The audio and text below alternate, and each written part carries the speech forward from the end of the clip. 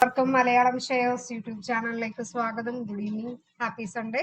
ഈ വീഡിയോയിൽ ഡിസ്കസ് ചെയ്യാനായിട്ട് പോകുന്നത് നെക്സ്റ്റ് വീക്കിൽ മാർക്കറ്റിലെ പ്രധാനപ്പെട്ട കാര്യങ്ങൾ എന്തൊക്കെയാണ്, ലാസ്റ്റ് വീക്കിൽ എന്തൊക്കെ പോസിറ്റീവ് ന്യൂസ് ഉണ്ടായിരുന്നു, നെഗറ്റീവ് ന്യൂസ് ഉണ്ടായിരുന്നു, അതെങ്ങനെയാണ് നെക്സ്റ്റ് വീക്കിൽ അഫക്ട് ചെയ്യാനായിട്ട് പോകുന്നത്.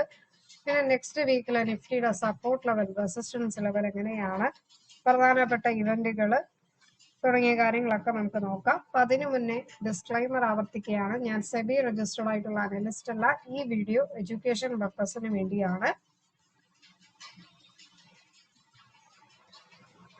അപ്പൊ ഈ ഒരു ജൂൺ 4th വീക്കില് മാർക്കറ്റ് എങ്ങനെയായിരിക്കും? അതായത് കമ്മിങ് വീക്കില് 4 സെക്ഷൻസ് മാത്രമേ ഉള്ളൂ. ഫ്രൈഡേ ഹോളിഡേ ആണ്, മൊഹറം ഹോളിഡേ വരുന്നുണ്ട്. 5 സെക്ഷനിൽ ഒരു സെക്ഷൻ അവധിയായി. അപ്പൊ 4 സെക്ഷൻ മാത്രമേ ഉള്ളൂ. അപ്പൊ ലാസ്റ്റ് 5 സെക്ഷനിൽ മാർക്കറ്റ് നല്ല പെർഫോം ചെയ്തിരുന്നു. ഒരു സെക്ഷനിൽ പ്രോഫിറ്റ് ബുക്കിംഗ് വന്നു. അത് ഈ ഒരു IT സെക്ടറുടെ പ്രോഫിറ്റ് ബുക്കിംഗ് വന്ന് മാർക്കറ്റ് ഡൗണിൽ ക്ലോസ് ആയി. അതിന് മുന്നത്തെ വാരം ഫ്രൈഡേ ആഫ്റ്റർനൂൺ മുതൽ മാർക്കറ്റ് കയറിയതാണ്. അത് കഴിഞ്ഞ് ഈ ഒരു ഫ്രൈഡേ ഡൗൺ ആയി. അങ്ങനെ തുടർച്ചയായിട്ട് 5 സെക്ഷൻസ് നല്ല മാർക്കറ്റ് കയറുകയും ഒരേ ഒരു സെക്ഷൻ മാത്രമാണ് ഡൗൺ ആയിരിക്കുന്നത്. അപ്പൊ ലാസ്റ്റ് വീക്കില് പോസിറ്റീവ് ന്യൂസ് എന്താണെന്ന് നോക്കാം. അപ്പൊ ലാസ്റ്റ് വീക്കില് G7 മീറ്റിംഗിൽ US president Trump Iran US peace talk deal sign ചെയ്തിരിക്കുകയാണ്. അപ്പൊ ആക്ച്വലി ജൂൺ 19th സ്വിറ്റ്സർലാൻഡിൽ വെച്ചാണ് സൈൻ ചെയ്യേണ്ടിയിരുന്നത്. പക്ഷെ നേരത്തെ G7 മീറ്റ് സൈൻ ചെയ്തു. അപ്പൊ അത് കാരണം തന്നെ ക്രൂഡ് ഓയിലിന്റെ പ്രൈസ് ഒക്കെ താഴേക്ക് പോയി. അതൊരു പോസിറ്റീവ് ന്യൂസ് ആണ്. $85 ബാരൽ വന്നു. അതുപോലെ FISന്റെ ബൈയിങ് വന്നിരിക്കുകയാണ്. After A long time FIS buying ചെയ്തിരിക്കുകയാണ്. ലാസ്റ്റ് വീക്കിൽ മാത്രം 3,386 crores ആണ് വീക്ക്ലി ബേസിസിൽ FIS ബൈയിങ് വന്നിരിക്കുന്നത്. DAs ആസ് യൂഷ്വൽ ബൈയിങ് തന്നെ. പക്ഷെ ലാസ്റ്റ് വീക്കിൽ 7,100 crore ബൈ ചെയ്തുള്ളൂ. കാരണം FISും കൂടെ ബൈയിങ് ടേൺ ആയതുകൊണ്ട് DAs കുറച്ചിട്ടുണ്ട്. എന്നാലും ബൈയിങ്ങിലാണ്. ഓക്കെ, അപ്പൊ രണ്ടുപേരും FIS ബോത്ത് DAs രണ്ടുപേരും കൂടി ലാസ്റ്റ് വീക്കിൽ മാത്രം വാങ്ങിയിരിക്കുന്നത് 10,400 crores ആണ്. അപ്പൊ അതും ഒരു പോസിറ്റീവ് ന്യൂസ്. FI DA രണ്ടുപേരും ബൈയിങ്ങിലാണ് എന്നുള്ളത്.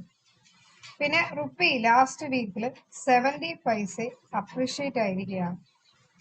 പ്രീവിയസ് ക്ലോസിൽ നോക്കുകയാണെങ്കിൽ 95.11, ഇപ്പോൾ 94.33 ക്ലോസ് ആയി. അതായത് 78 പൈസ അപ്രീഷിയേറ്റ് ആയിരിക്കും. അതും ഒരു പോസിറ്റീവ് ന്യൂസ്.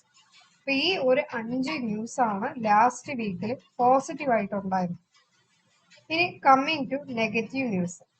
നെഗറ്റീവ് ന്യൂസ് എന്ന് പറയുമ്പോൾ അസെൻഡറുടെ ഏർണിങ്സ് ലാസ്റ്റ് തേഴ്സ്ഡേ റിപ്പോർട്ട് ഉണ്ടായിരുന്നു. അത് വളരെ മോശമായിരുന്നു. കാരണം മിക്ക IT കമ്പനീസിനും ഒരു ചെയിൻ ആയിട്ട് കണക്കാക്കുന്ന ഈ ഒരു അസെൻഡർ ആണ്. ഇപ്പൊ US മാർക്കറ്റിൽ മാത്രം 17 to 18% ആണ് ഈ ഒരു സ്റ്റോക്ക് ഡൗൺ ആയത്. അവരുടെ ഫോർകാസ്റ്റ് ഗൈഡൻസും നല്ല റെഡ്യൂസ് ആയിട്ടുണ്ട്. ഇന്ത്യൻ മാർക്കറ്റിലും അതുപോലെ അത് റിഫ്ലക്ട് ആയി. ഇന്ത്യൻ മാർക്കറ്റിലെ എല്ലാ IT കമ്പനിയും അത് ബാധിച്ചിട്ടുണ്ട്. സെല്ലിംഗ് പ്രഷർ, അതായത് 6%ഓളമാണ് ഡൗൺ. IT സെക്ടർ ഇൻഡെക്സ് തന്നെ 6% ഇടിഞ്ഞിട്ടുണ്ട്. ഇൻഫോസിസ്, TCS, HCL, വിപ്രോ എല്ലാ ഏർണിങ്സ് റിപ്പോർട്ടും വളരെ മോശമായി. അതൊരു നെഗറ്റീവ് ന്യൂസ്. പിന്നെ സെക്കൻഡ് നെഗറ്റീവ് ന്യൂസ് എന്ന് പറയുമ്പോൾ ട്രംപ് ട്വീറ്റ് ചെയ്തിരുന്നു. അതായത് ഇറാന് 300 ബില്യൺ ഞങ്ങൾ കൊടുക്കുന്നില്ല, അത് ഒരു ഫേക്ക് ന്യൂസ് ആണ്, ഞങ്ങൾ തരുമെന്നുള്ള ഒരു ന്യൂസ് നൽകിയിരിക്കുന്നത്. അതായത് ഞങ്ങളുടെ ഇറാനിന് എമൗണ്ട് എല്ലാം ഫ്രീസ് ചെയ്യുന്ന റിലീസ് ആകും എന്നുള്ള ഒരു ന്യൂസ് ഫേക്ക് ആണ് എന്നുള്ള ഒരു ന്യൂസ് കൊടുത്തിരിക്കുകയാണ് ട്രംപ്. അപ്പൊ ഇതിന് എങ്ങനെയായിരിക്കും ഇറാൻ റിയാക്ട് ചെയ്യാൻ പോകുന്നത്? അത് ഒരു നെഗറ്റീവ് ന്യൂസ്. പിന്നെ ഇറാൻ ഈ ഒരു ഡീല് ലെബനാനുമായിട്ട് US ഇറാൻ ഡീല് മാത്രമേ സൈൻ ആയിട്ടുള്ളൂ. ഇസ്രയേലുമായിട്ട് ഇതിന് ഈ സ്റ്റോക്കുമായിട്ട് ഒരു റിലേഷനും ഇല്ല. സോ ഈ ഒരു ലെബനാനുമായിട്ടുള്ള വഴക്ക് കണ്ടിന്യൂ ആകും എന്നുള്ള രീതിയിൽ അതും ഒരു നെഗറ്റീവ് ന്യൂസ് ആണ്. പിന്നെ ജപ്പാന്റെ ഇൻട്രസ്റ്റ് റേറ്റ് കൂടിയത്, അത് വളരെ നെഗറ്റീവാണ്. കാരണം വേൾഡിൽ മൊത്തമുള്ള റിസർവ് ബാങ്കും ഹോൾഡ് ചെയ്യുന്നു ഇൻട്രസ്റ്റ് റേറ്റ്. പക്ഷെ ഈ ഒരു ജപ്പാൻ മാത്രം ഇൻട്രസ്റ്റ് റേറ്റ് ഇൻക്രീസ് ആക്കിയത് ഒരു നെഗറ്റീവ് ന്യൂസ് ആണ്. അത് 0.75% ഇപ്പോൾ 25 ബേസിസ് പോയിന്റ് ഇൻക്രീസ് ആയി 1%ലേക്ക് കൊണ്ടുവന്നിരിക്കുകയാണ്. സോ അത് ഒരു നെഗറ്റീവ് ന്യൂസ് ആണ്. പിന്നെ നെക്സ്റ്റ് വരുന്ന ഫിഫ്ത്ത് നെഗറ്റീവ് ന്യൂസ് എന്ന് പറയുമ്പോഴത്തേക്ക് ഫെഡ് ഇവന്റിൽ ഹോക്കീസ് കമന്റ് നൽകിയിരിക്കുകയാണ്. ഈ വർഷം ഒരു ഹൈക്ക് കൂടെ കാണും എന്നുള്ള രീതിയിൽ യുഎസിന്റെ GDP 2.4% 2.2% റെഡ്യൂസ് ചെയ്യുന്നു എന്നുള്ള രീതിയിൽ ന്യൂസ് വന്നിരിക്കുകയാണ്. അപ്പൊ ഇതൊക്കെയാണ് നെഗറ്റീവ് ന്യൂസ്. ഓക്കെ.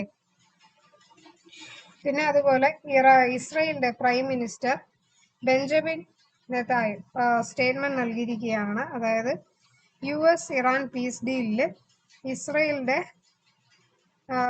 ലെബനോണും അതിൽ ഇൻക്ലൂഡ് ആയിട്ടില്ല. അതുകൊണ്ട് തന്നെ ഞങ്ങൾ ആരും കൺട്രോൾ ചെയ്യുന്നില്ല, ലെബനാൻ അറ്റാക്ക് കണ്ടിന്യൂ ആകും എന്നുള്ള രീതിയിൽ അതും ഒരു നെഗറ്റീവ് ന്യൂസ് തന്നെയാണ്.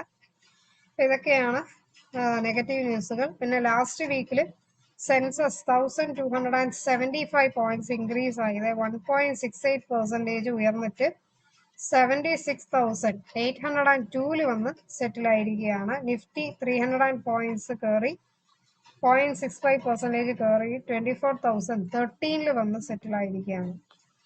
പിന്നെ ബ്രോഡർ ഇൻഡെക്സ് ലാസ്റ്റ് വീക്കിൽ നോക്കിയാൽ മിഡ് ക്യാപ്പ് സ്മോൾ ക്യാപ്പ് എല്ലാം തന്നെ 3 to 3.5% ഹയറിൽ ക്ലോസ് ആയിട്ടുണ്ട്. IT സെക്ടർ ഒഴിച്ച് ബാക്കി എല്ലാ സെക്ടറും നല്ല പെർഫോം ചെയ്തിരിക്കുകയാണ്. IT സെക്ടർ വീക്ക്ലി ബേസിസിൽ 1.5% ഡൗൺ, ലാസ്റ്റ് ഫ്രൈഡേ മാത്രം നിയർലി 6% ഡൗൺ ആയിട്ടുണ്ട്. Defence sector 6.5%, consumer 6.5%, reality 5.5%. ഇതെല്ലാം തന്നെ ലാസ്റ്റ് വീക്കിൽ നല്ലൊരു പെർഫോമൻസ് ഉണ്ടായിരുന്നു. റുപ്പി 94.33 വന്നിട്ട് സെറ്റിൽ ആയിരിക്കുകയാണ്. FISും 3,386 crores ബൈ ചെയ്തിട്ടുണ്ട്. അതുപോലെ DASും 7,107 crores ബൈ ചെയ്തിട്ടുണ്ട്. അങ്ങനെ ലാസ്റ്റ് വീക്ക് മാത്രം ടോട്ടൽ ആയിട്ടുള്ള മാർക്കറ്റ് ക്യാപ്പ് 15 ലക്ഷം കോടിയാണ് ഉയർന്നിരിക്കുന്നത്. അപ്പൊ ഇതെല്ലാം തന്നെ നല്ലൊരു പോസിറ്റീവ് സിഗ്നൽ ആണ്. അപ്പൊ നെക്സ്റ്റ് വീക്കില് പ്രധാനപ്പെട്ട ഇവന്റുകൾ എന്തൊക്കെയാണെന്ന് വെച്ചാൽ പ്രധാനപ്പെട്ട 2 ഇവന്റുകൾ മാത്രമേ ഉള്ളൂ, വലിയ ഇവന്റ് ആയിട്ടൊന്നുമില്ല. ട്യൂസ്ഡേ ഇന്ത്യയുടെ PMI ഡേറ്റ വരുന്നുണ്ട്. പിന്നെ തേഴ്സ്ഡേ 6 മണിക്ക് യുഎസിന്റെ കോർ PCE ഡേറ്റ, അതായത് യുഎസിന്റെ പേഴ്സണൽ സ്പെൻഡിങ് ഇൻകം ഡേറ്റ വരുന്നുണ്ട്. അത് ഒരു പ്രധാനപ്പെട്ട ഈ 2 പ്രധാനപ്പെട്ട ഇവന്റുകളാണ് ഉള്ളത്.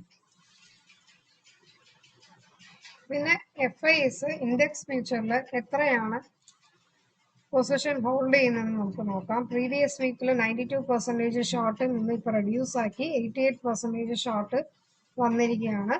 ബാക്കി ക്ലയന്റ് 75% ലോങ്, DAS 87% ലോങ്ങിലും പ്രൊപ്പറേറ്റർ 45% ലോങ്ങിലും ഉണ്ട്.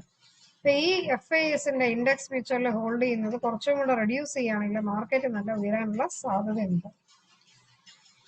ഇനി നിഫ്റ്റിയുടെയും ബാങ്ക് നിഫ്റ്റിയുടെയും ഒക്കെ സപ്പോർട്ട് ലെവൽ, റെസിസ്റ്റൻസ് ലെവൽ, അതാണ് നമ്മുടെ നെക്സ്റ്റ് പ്രധാനപ്പെട്ട ചോദ്യം അല്ലെ.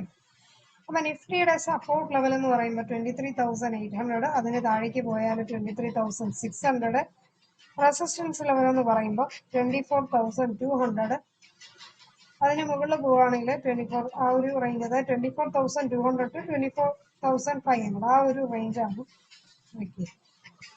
ഓക്കെ. അപ്പൊ ഇതാണ് ഷോർട്ടായിട്ട് പറഞ്ഞാൽ ലാസ്റ്റ് വീക്കിൽ മാർക്കറ്റിൽ നടന്ന പ്രധാനപ്പെട്ട കാര്യങ്ങൾ.